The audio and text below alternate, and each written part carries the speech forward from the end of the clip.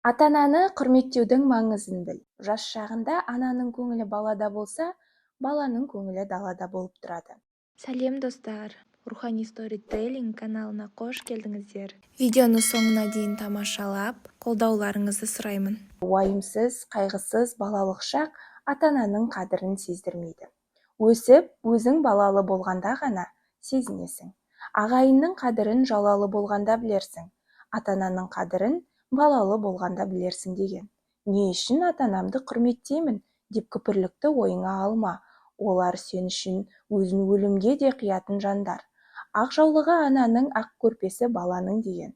Егер әрбір перзент ақылды және дана болса да, ол ата-ананың мейірім махаббатын құрметтеуден бас тартпайды. Бала ақылды болса, ата-ананы оздырады.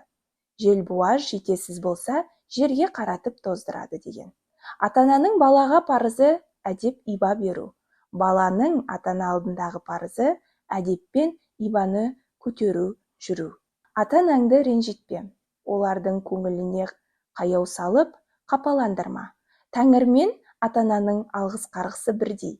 Әке-шешенің көңілін қалдыратын құрттай іс жасасаң, Құдайдың разылығын алмайсың. Пейіштің кілті ананың табанының астында деп бекер айтпайды. Кімде-кім ата-ананың жақсылығын білмесе, басқа біреудің жақсылығында бағаламайды.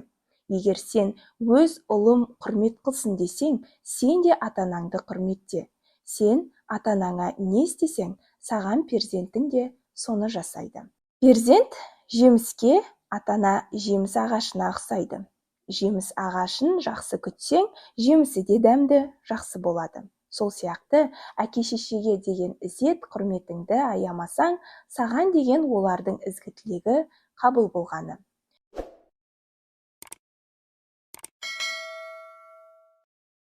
Мирасқорлық, арыз ниетпен ата-ананың өлімін тілемегейсің. Солардың мал-мүлкі арқылы сен де мал-мүлікке ие боласың. Тапқан табысыңды бөлшектеп бөліп, күнделікті тіршіліктеп, өзіңді өзің қинама.